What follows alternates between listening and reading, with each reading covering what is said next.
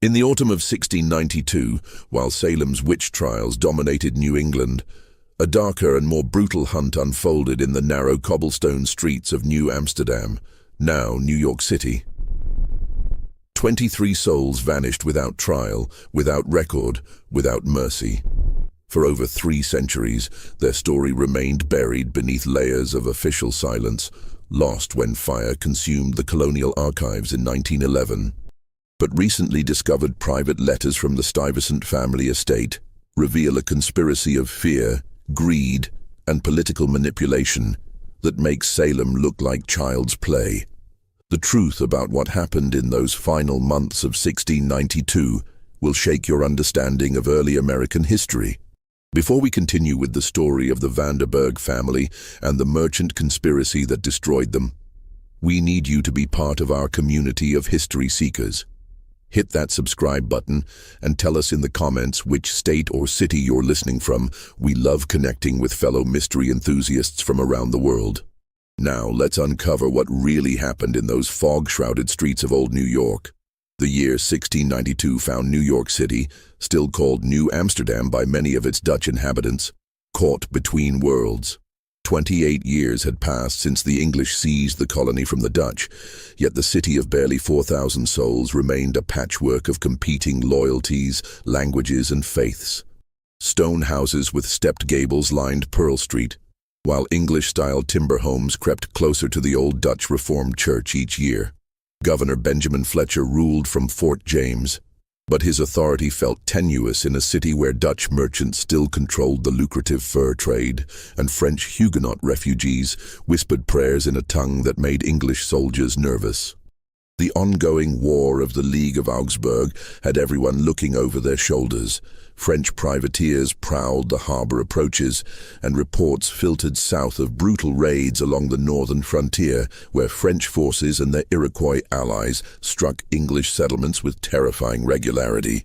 In this atmosphere of suspicion and dread, 3 families dominated the merchant quarter near the East River docks. The Vanderburg brothers, who controlled the grain trade; the Livingston clan, newly arrived from Scotland with mysterious wealth; and the De Peyster family, old Dutch money that had somehow multiplied under English rule. Each family maintained their own warehouse, their own network of river captains, and their own carefully guarded secrets. Cornelius Vanderburg, the elder of the 2 brothers, had built his fortune on something more than grain.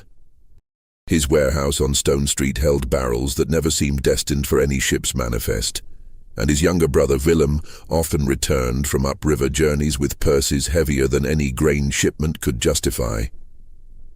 The Vanderburgs employed a small army of Dutch laborers who spoke no English and asked no questions, men who loaded and unloaded cargo by moonlight and disappeared into the city's maze of alleys before dawn.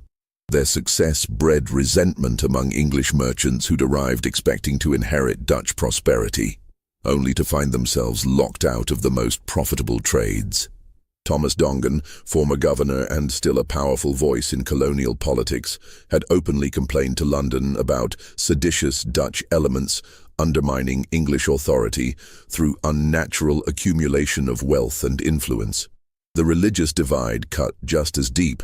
The Dutch Reformed congregation on Garden Street maintained their services in Dutch, their psalms echoing through windows that faced the newer Anglican Trinity Church. Reverend Henricus Bayes, the Dutch minister, preached sermons that seemed to English ears like coded resistance to their rule.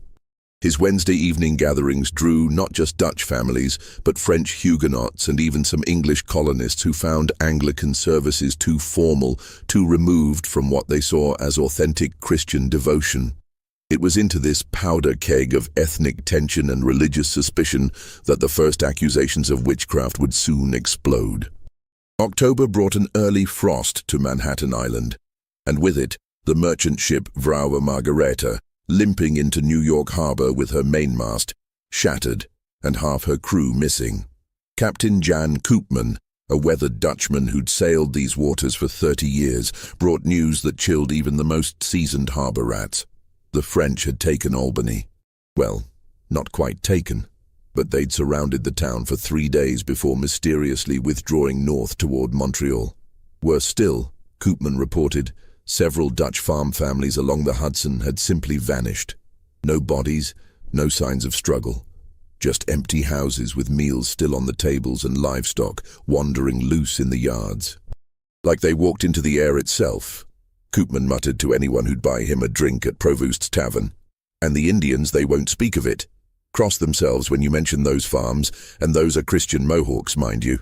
The timing couldn't have been worse. Cornelius Vanderberg had been expecting a shipment from his upriver contacts, furs and grain that should have arrived weeks ago. His warehouse stood nearly empty while his creditors grew impatient, and his brother Willem had ridden north to investigate their delayed cargo 2 weeks prior. No word had come back. Margaretha Vanderberg, Cornelius's wife, had taken to standing at their second-story window each evening, scanning the road from the Bowery Farms for any sign of Willem's return. A practical woman who'd survived the English conquest and 2 yellow fever outbreaks, she wasn't given to feminine vapors. But something about the emptiness of those upriver roads had set her nerves on edge.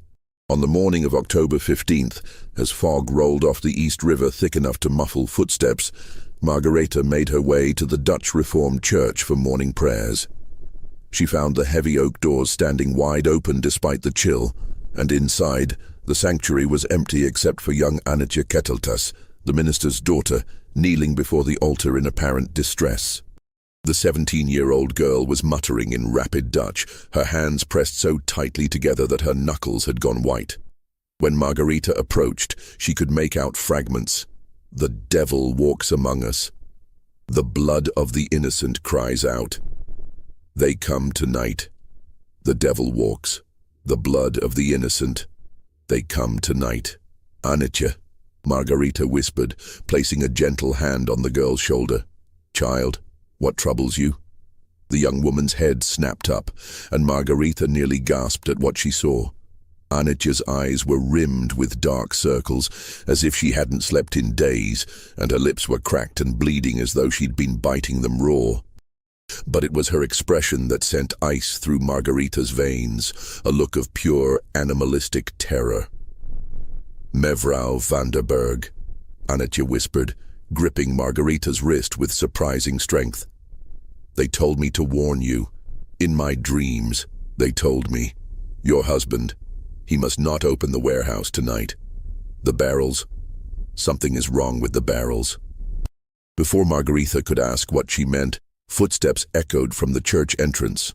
Reverend Bayes appeared, his face grave with concern. Behind him walked 2 men Margaretha recognized with a sinking heart. Captain John Lawrence of the Colonial Militia and Richard Townley, one of Governor Fletcher's magistrates. "Mevrouw Vanderberg," Townley said, his English accent clipped and formal. "I'm afraid we need to speak with you about your brother-in-law Willem." The question that had been gnawing at Margaretha for days finally formed itself into words. "He's dead, isn't he?" "Found him 3 days ago," Captain Lawrence replied grimly. 20 miles north near Claverack. "But that's not the strange part, ma'am. The strange part is what we found in his saddlebags." The evidence spread across Magistrate Townley's desk, read like a catalogue of impossibilities.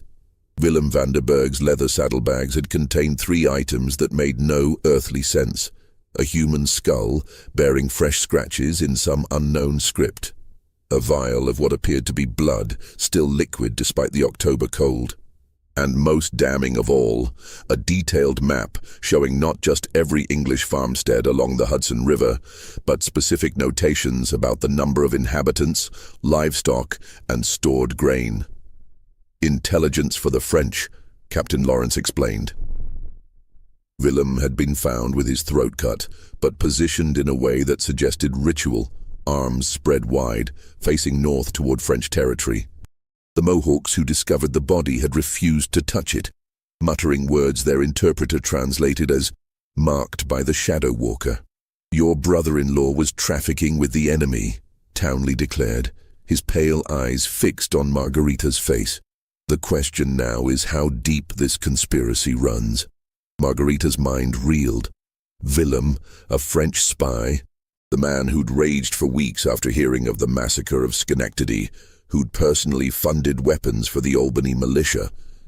It made no sense, unless someone wanted it to look that way. There must be some mistake, she said carefully. Willem was as loyal to the English crown as any man in this colony.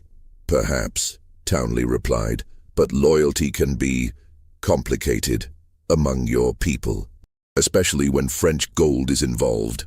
The implied threat hung in the air like smoke. Your people, the Dutch, the conquered, who could never quite be trusted. Reverend Bayes spoke for the first time, his voice heavy with concern. Magistrate, surely you cannot suspect the Vanderbergs based on such unclear evidence. This family has been pillars of our community for— Reverend, Townley interrupted, we've received reports about your Wednesday evening gatherings. Prayers spoken in foreign tongues, congregation members who seem remarkably well informed about military movements, collections of money for unnamed charitable purposes. Perhaps it's time we examined all the pillars of your community more closely. That evening, as word of Willem's death spread through the Dutch quarter, something like panic began to take hold. Families who'd lived peacefully beside their English neighbors for decades suddenly found themselves cataloging every suspicious glance, every overheard conversation, every small slight that might be reinterpreted as evidence of sedition. Cornelius Vanderberg paced his warehouse like a caged animal, checking and rechecking the inventory that had somehow become the focus of colonial attention. The barrels young Anitja had warned about stood in neat rows along the east wall.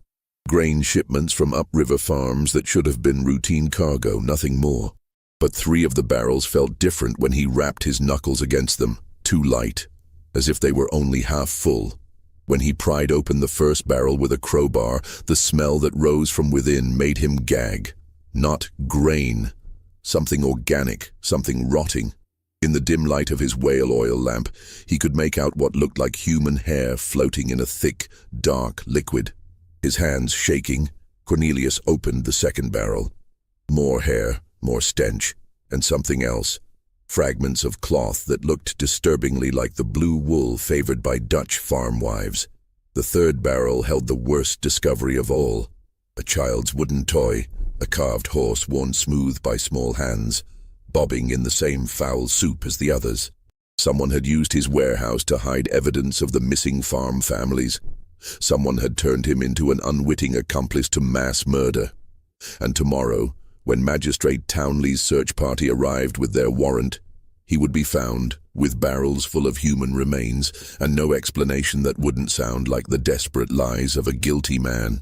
As he stood there in the lamplight, staring at the evidence that would damn him, Cornelius heard footsteps on the cobblestones outside, slow, deliberate, circling his warehouse like a predator sizing up its prey. He extinguished his lamp and pressed himself against the wall, listening. The footsteps stopped directly outside his door. Then came a sound that raised every hair on his neck, the gentle scraping of fingernails against wood, tracing some pattern he couldn't see but somehow felt in his bones. The scratching continued for what felt like hours, but could only have been minutes, then stopped as suddenly as it had begun. When Cornelius finally worked up the courage to crack open his door, the street was empty.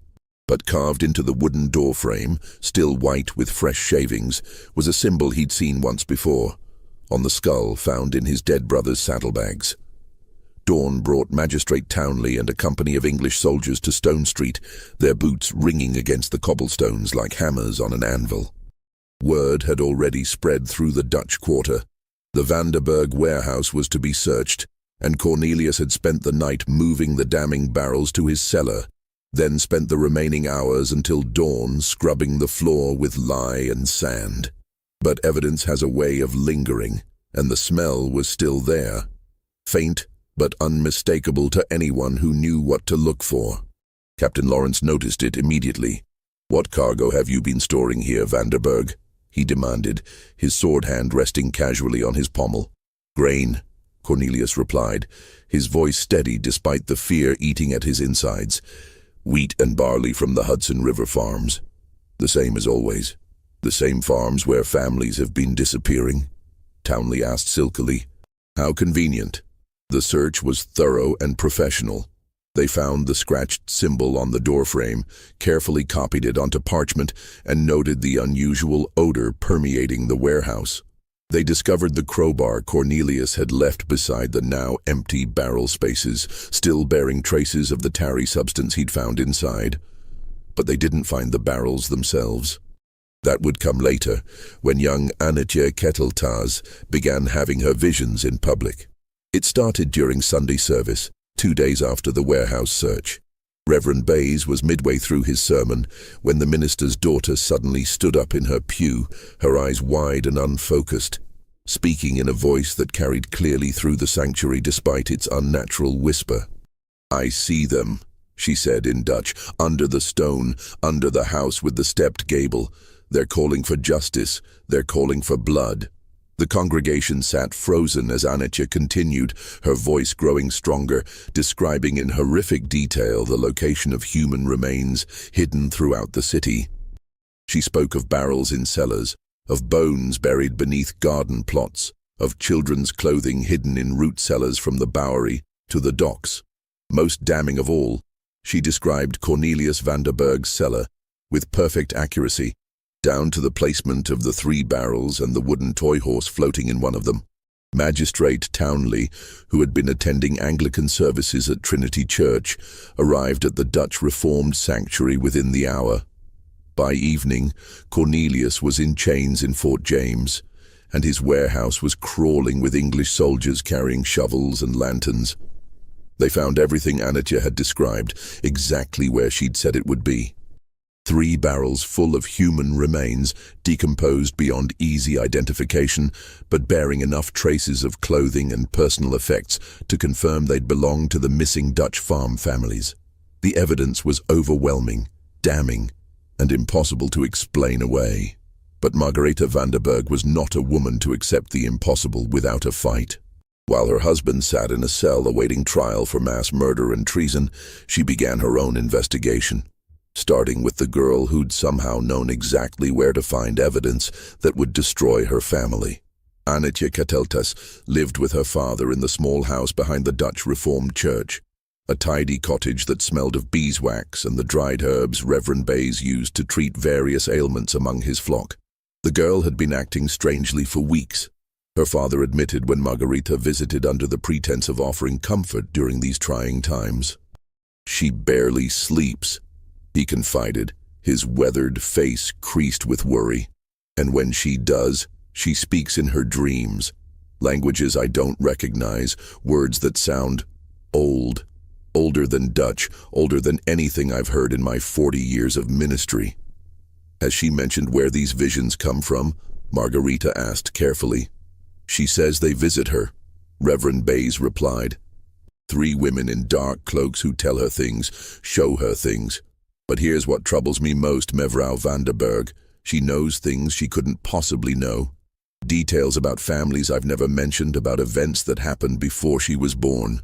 That evening, Margaretha waited in the church gardens until she saw candlelight appear in Anitya's window.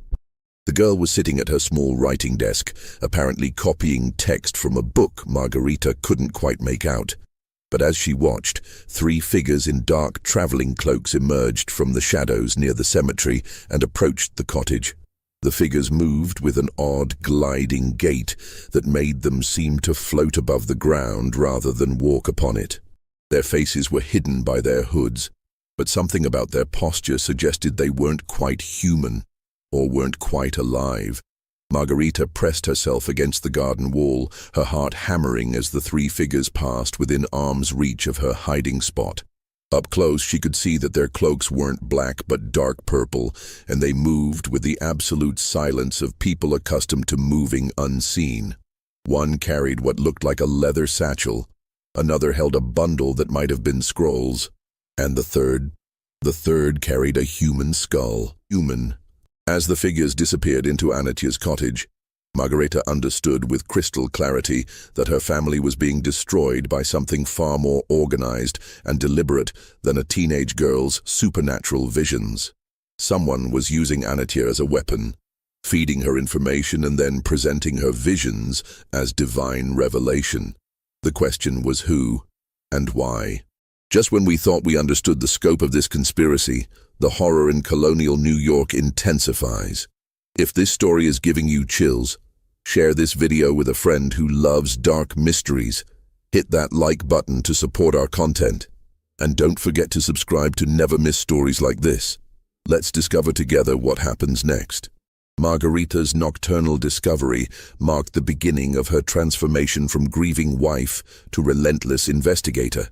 Over the following weeks, she developed a network of informants among the Dutch servants who worked in English households, women who moved through the city like shadows, cleaning homes and overhearing conversations their employers assumed they couldn't understand. What she learned chilled her more than any supernatural explanation could have. The plot against the Dutch merchant families had been months in the making, orchestrated by a coalition of English merchants and colonial officials who saw the ongoing war with France as the perfect opportunity to seize control of New York's most profitable trade routes. Thomas Dongan, the former governor, had been corresponding with merchants in Boston and Philadelphia, sharing intelligence about Dutch shipping schedules, warehouse inventories, and family connections. The letters Margarita's sources uncovered painted a picture of calculated greed disguised as patriotic duty. The Dutch element in this colony, Dongan had written to a Boston associate, represents not merely a commercial threat, but a moral one. Their continued prosperity under English rule suggests to our enemies that conquest brings reward rather than submission. We must demonstrate that loyalty to the crown is the only path to security and success. The missing farm families hadn't been murdered by French raiders or Indian war parties. They'd been systematically relocated by English forces, their disappearances staged to look like enemy action, while their property was quietly transferred to English settlers. The remains in Cornelius's warehouse belonged to livestock, not humans. Animal bones and offal prepared to look like human remains in the dim light of a whale oil lamp. But the most disturbing revelation was the identity of the three women Margarita had seen visiting Annetje Keteltas. They weren't supernatural beings or French agents. They were wives of prominent English merchants, women who moved through colonial society with the absolute confidence of those born to power and wealth. Sarah Livingston, wife of the Scottish merchant Robert Livingston. Mary Phillips, whose husband Frederick controlled much of the Hudson River trade. And most shocking of all, Elizabeth Fletcher, wife of Governor Benjamin Fletcher himself.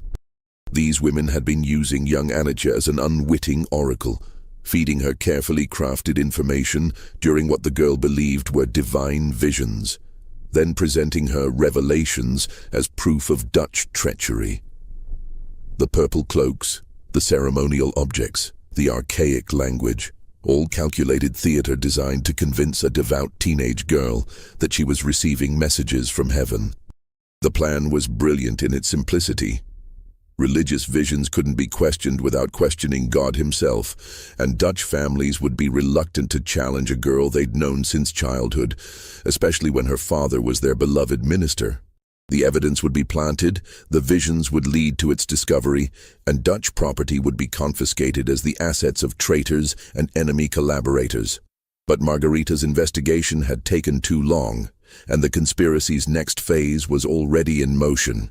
On November 12th, Annetje Keteltas stood before a packed courtroom in Fort James and delivered the most devastating testimony of her young life. Speaking in clear, precise English, a language she'd rarely used in public before, she described in vivid detail how Cornelius Vanderburg had confessed his crimes to her during a private meeting at the church. "He told me the French had promised him land grants in Quebec," she testified, her voice carrying easily to the gallery where English colonists had packed the benches. "He said the war would be over within a year, and those who had served France faithfully would be rewarded with titles and estates." He boasted of how many families he had helped relocate to French territory, and how their abandoned farms would soon be redistributed to proper Christian settlers. The testimony was devastating because it sounded so plausible. French agents had indeed been active throughout the Hudson Valley, and Dutch families did have historical ties to French Huguenot refugees. More importantly, Annetje's account explained away every inconsistency in the Crown's case. Why had the remains been so decomposed? Because the murders had been committed months earlier. Why had Cornelius moved the barrels to his cellar? Because he'd grown suspicious that English authorities were closing in. Cornelius himself was not permitted to testify, English law being clear that accused traitors could not speak in their own defense lest they spread further sedition. His court-appointed attorney, a nervous young Englishman named Peter Warren, seemed more interested in concluding the proceedings quickly than in mounting a vigorous defense. The verdict was predetermined, the sentence swift. Cornelius Vanderburg would hang for treason and murder within the week. His property would be forfeited to the crown, to be redistributed to loyal subjects who have demonstrated their commitment to English rule and Christian virtue. But Margareta had one final card to play. On the morning of November 19th, as Cornelius sat in his cell composing what he believed would be his final letter to his wife, Margareta Vanderburg walked into Magistrate Townley's chambers, carrying a leather satchel that would either save her husband's life or ensure her own death. "I have evidence," she announced, setting the satchel on his desk with a thud that seemed to echo in the small room. "Evidence that will interest you greatly, sir." Townley's expression suggested he found the idea of evidence from a condemned traitor's wife more amusing than compelling, but professional curiosity won out. "What sort of evidence, Mevrouw?" "The sort that proves my husband innocent," Margareta replied, opening the satchel. "And, more importantly, the sort that reveals who is really guilty."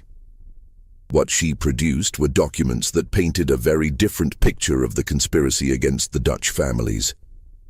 Letters in Thomas Dongan's handwriting detailing the relocation scheme and identifying which English merchants had been promised first rights to confiscated properties. Financial records showing payments to militiamen for special services rendered during nighttime operations in the Hudson Valley. And most damning of all, a detailed schedule of vision visits to young Annetje Cateltus, signed by Elizabeth Fletcher herself. "Where did you obtain these materials?" Townley asked, his voice carefully neutral. "From the same place your Confederates obtained the animal bones they planted in my husband's warehouse," Margareta replied. "Though I suspect your next question will be whether these documents are genuine." She was right. The authenticity of the papers could be questioned, their provenance denied, their contents dismissed as the desperate fabrications of a woman whose husband faced the gallows. But Margareta had anticipated this challenge. "Annetje Cateltus is in my custody," she announced calmly. "I've spent the past week convincing her that her visions were not divine revelations, but carefully orchestrated deceptions. She's prepared to testify about her conversations with Mrs. Fletcher, Mrs. Livingston, and Mrs. Phillips. She can describe their homes, their clothing, their mannerisms, and most importantly, the specific information they fed her to include in her courtroom testimony." The color drained from Townley's face. A magistrate could dismiss documents as forgeries, but he couldn't easily explain away a teenage girl's detailed knowledge of private conversations she shouldn't have been able to overhear. "What do you want?" he asked finally. "My husband's freedom," Margareta replied, "the return of our confiscated property, and safe passage for any Dutch family that wishes to relocate to Pennsylvania or the Jerseys. And in exchange, my silence, Annetje's continued cooperation, and the permanent disappearance of these documents." It was a devil's bargain, but Townley was trapped by the very conspiracy he'd helped orchestrate. If Annetje recanted her testimony publicly, the entire case against Cornelius would collapse. Worse, her detailed knowledge of the English women's involvement would expose a conspiracy that reached into the highest levels of colonial government. But Margareta had underestimated the ruthlessness of people with everything to lose. That evening, as she made her way home through the narrow streets of the Dutch Quarter, two men emerged from an alley near the old windmill. They didn't speak, didn't threaten, didn't demand her surrender. They simply grabbed her arms and began dragging her toward the docks, where a small boat waited in the shadows of the East River piers.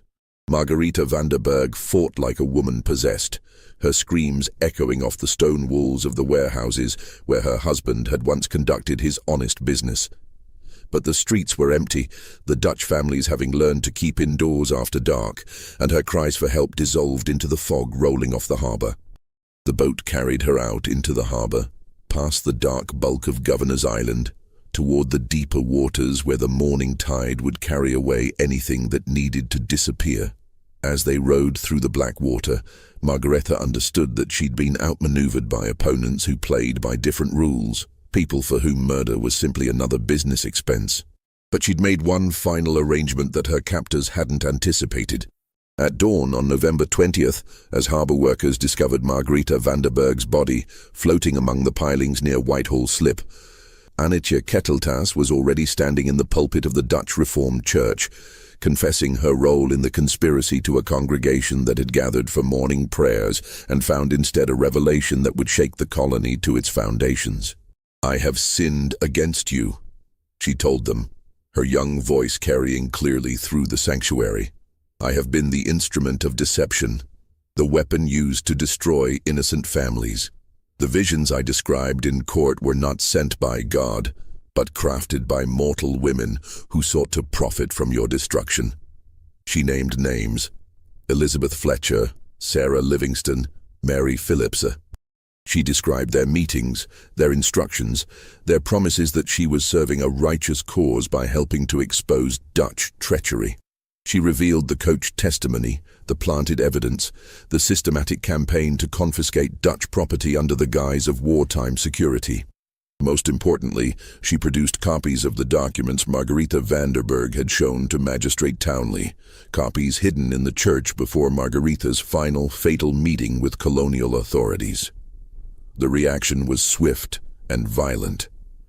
By noon, Dutch families were gathering in the streets outside Fort James, demanding Cornelius's immediate release and the arrest of the English merchants who had orchestrated his frame. By evening, the crowd had grown to include not just Dutch colonists, but French Huguenots, German immigrants, and even some English settlers who were horrified by the scope of the conspiracy. Governor Fletcher found himself facing the possibility of open rebellion in his own capital, led by people who had previously been among the colony's most law-abiding residents. His wife's involvement in the conspiracy made any denial impossible, and the documentary evidence was too detailed and too specific to dismiss as forgery. But the governor was also a political survivor, and he recognized that his only chance of containing the crisis lay in offering a scapegoat. Thomas Dongan, the former governor whose letters had detailed the land grab conspiracy, was arrested on charges of sedition and conspiracy against the crown. The English merchants who had participated in the scheme found their own assets frozen pending investigation. 3 militiamen who had helped plant evidence in Dutch warehouses were court-martialed and executed. And in a ceremony designed to demonstrate English justice and mercy, Cornelius Vanderberg was not only freed, but publicly compensated for his wrongful imprisonment, his property restored, and his family granted a formal apology from the colonial government. It should have been a triumph of truth over conspiracy, justice over greed.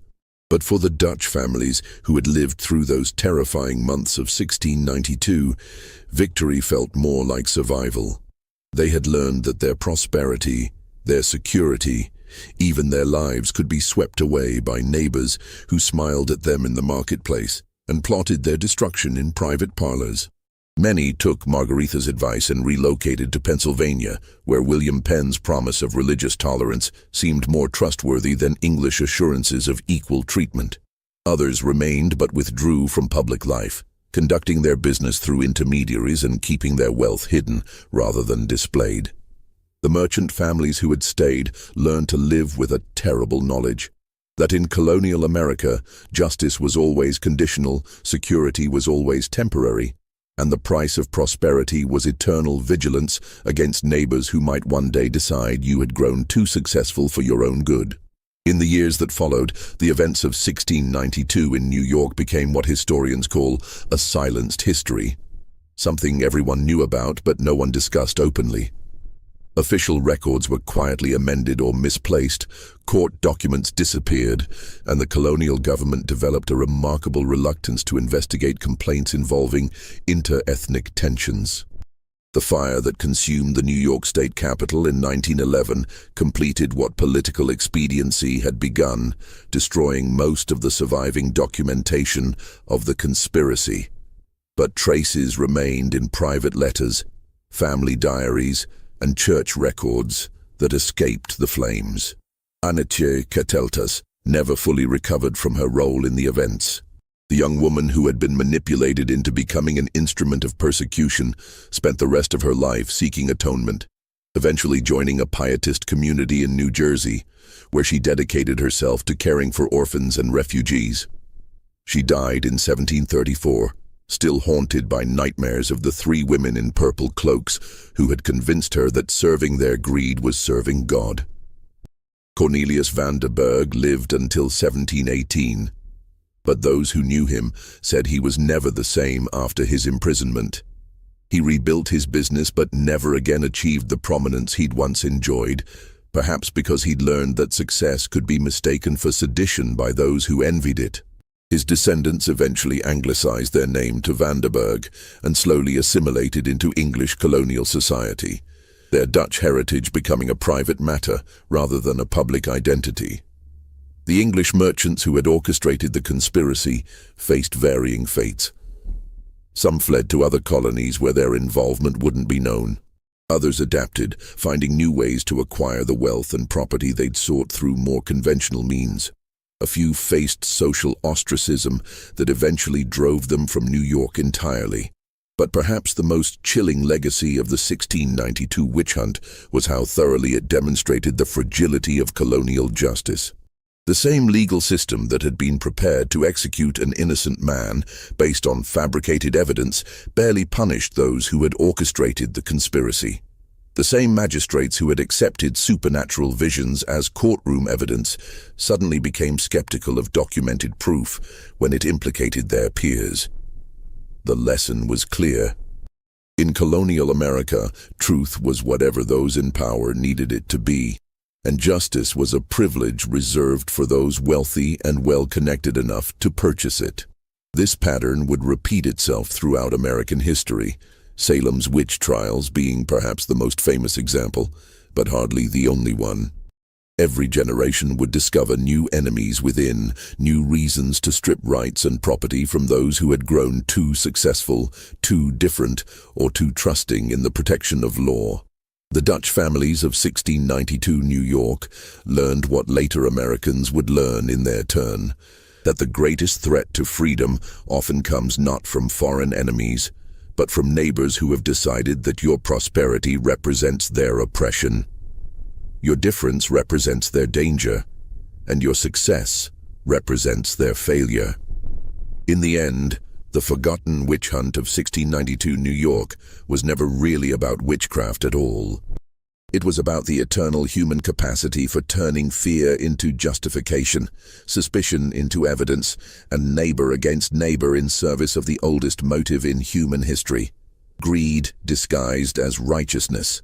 The documents discovered in the Stuyvesant family estate remind us that such conspiracies leave traces, but only for those brave enough to look for them, and persistent enough to piece together fragments of truth from archives that those in power would prefer to keep hidden. Today, as we walk the streets of Lower Manhattan where these events unfolded, we pass buildings that stand on foundations laid by Dutch merchants who learned too late that success without power is vulnerability, and that justice without vigilance is merely another word for the mercy of those who would destroy you. The narrow cobblestone streets of Stone Street still wind through the financial district, but they no longer echo with the sound of wooden wheels on Dutch cart horses or the voices of merchants haggling in 3 languages. The stepped gable houses have long since given way to glass towers, and the East River docks where Margaretha van der Burg met her end now support the concrete foundations of the FDR Drive. But if you know where to look, traces remain. Church records tucked away in historical society archives, land deeds that show sudden transfers of property in late 1692, cemetery stones bearing Dutch names with death dates that cluster suspiciously around the autumn months when the conspiracy reached its climax. The most haunting remnant might be the basement of what was once Cornelius Vanderberg's warehouse on Stone Street. Now occupied by a wine bar that caters to Wall Street executives, the original stone foundation still bears scratches that match the symbols found carved into colonial door frames throughout the financial district. The current owners assume they're decorative elements left by some long-forgotten craftsman, but anyone familiar with the documents from the Stuyvesant estate would recognize them as the marks used to identify properties targeted for confiscation. Perhaps most disturbing of all is how completely the conspiracy succeeded in its ultimate goal. By 1700, Dutch control of New York's merchant trade had effectively ended. English and Scottish families dominated the most profitable shipping routes, owned the largest warehouses, and controlled the credit networks that made commerce possible. The gradual dispossession of Dutch merchant families continued for decades, but it was accomplished through legal means: foreclosures, tax assessments, licensing requirements, rather than the crude theater of manufactured witch trials. The 1692 conspiracy had taught its architects an important lesson. Why resort to dramatic accusations of supernatural evil when mundane bureaucratic harassment could achieve the same results with far less risk of exposure? More than 3 centuries later, the events of 1692 New York raise questions that extend far beyond colonial history. How many other witch hunts were actually cover stories for economic conspiracies? How often have religious fears been weaponized to mask purely material motives? And most uncomfortably, how many times have we, as Americans, convinced ourselves that persecution was patriotism, that theft was justice, and that conspiracy was community service? The Vanderberg family's ordeal reminds us that the most dangerous enemies of freedom are often those who cloak their ambitions in the language of security, who transform greed into righteousness, and who understand that the fastest way to destroy someone is to convince their neighbors that destruction serves the greater good. In 1692, 3 women in purple cloaks could manipulate a teenage girl into believing that God wanted her to destroy innocent families. Today, the cloaks have been replaced by social media algorithms, cable news narratives, and carefully crafted political messaging, but the fundamental technique remains the same.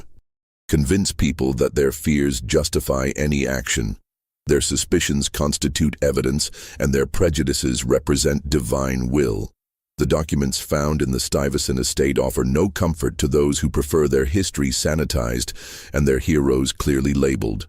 They reveal a colonial America where English justice was purchasable, religious authority was manipulable, and ordinary people could be turned into instruments of persecution by those skilled enough to play on their deepest fears. But they also reveal something else: the power of individuals who refuse to accept official narratives, who ask uncomfortable questions when everyone else prefers comfortable silence, and who risk everything to preserve truth for future generations who might have the courage to face it. Margaretha Vanderberg died trying to save her husband and expose the conspiracy that threatened her community. Anachika Telta spent her life atoning for her unwitting role in persecution. Cornelius Vanderberg rebuilt his life, but never forgot the fragility of everything he'd thought was secure. Their stories remind us that in any society, at any time, the difference between civilization and chaos might be nothing more than a few people's willingness to stand up and say, "This is wrong. I will not participate. I will not be silent." The forgotten witch hunt of 1692. New York was never really forgotten. It was just buried beneath layers of official amnesia and collective guilt. But burial is not the same as erasure, and occasionally, when the right person looks in the right place with the right questions, the truth has a way of surfacing like Margaretha's body in the East River. Battered, damaged, but unmistakably real. As we reach the end of this dark chapter in American history, we're left with uncomfortable parallels to our own time. The techniques used to destroy the Dutch merchant families of 1692, manufactured evidence, weaponized religious sentiment, the transformation of neighbors into informants, haven't disappeared. They've simply evolved. Every generation faces its own version of the three women in purple cloaks. Those who understand that fear is more powerful than fact, that suspicion spreads faster than truth, and that ordinary people can be convinced to participate in extraordinary evil if the justification is packaged correctly. The Vanderburg conspiracy succeeded because it gave people what they wanted. Simple explanations for complex problems, clear villains for ambiguous situations, and moral justification for profitable persecution. It failed only when individuals like Margarita Vanderburg refused to accept those simple explanations and insisted on pursuing uncomfortable truths. The choice between being Margarita Vanderburg or being the crowd that watched Cornelius march to what they thought would be his execution is one that every generation must make anew. It's the choice between convenient blindness and dangerous awareness, between comfortable conformity and costly resistance. In 1692 New York, most people made the safe choice. They believed what they were told to believe, suspected who they were told to suspect, and remained silent when silence served their interests. A few chose differently, and their choice made all the difference. The documents hidden in the Stuyvesant estate for over 3 centuries remind us that truth has a longer lifespan than those who try to bury it. Someone, somewhere, always preserves the evidence. Someone always asks the questions that need to be asked. Someone always refuses to let injustice be forgotten, even when forgetting would be more comfortable for everyone involved. This mystery shows us that history is not a collection of facts, but a series of choices. Choices made by individuals who decided what they were willing to accept, what they were willing to ignore, and what they were willing to risk in defense of truth. The Dutch families of 1692 New York learned that prosperity without vigilance is vulnerability, that success without power is temporary, and that justice without courage is merely the temporary mercy of those who would destroy you. What do you think of this story? Do you believe everything was revealed, or are there still secrets buried beneath the streets of Lower Manhattan? Have you ever wondered what other witch hunts in American history might have been cover stories for more mundane conspiracies? Leave your comment below and share your thoughts about this forgotten chapter of colonial injustice. If you enjoyed this tale and want more stories about the hidden darkness in American history, subscribe to our channel, hit the notification bell so you never miss our investigations into the past, and share this video with someone who loves mysteries that blur the line between history and horror. The truth about our past is often more disturbing than any fiction, but it's truth we need to face if we want to understand how we became who we are today. See you in the next video, where we'll continue exploring the shadows that official history prefers to keep hidden.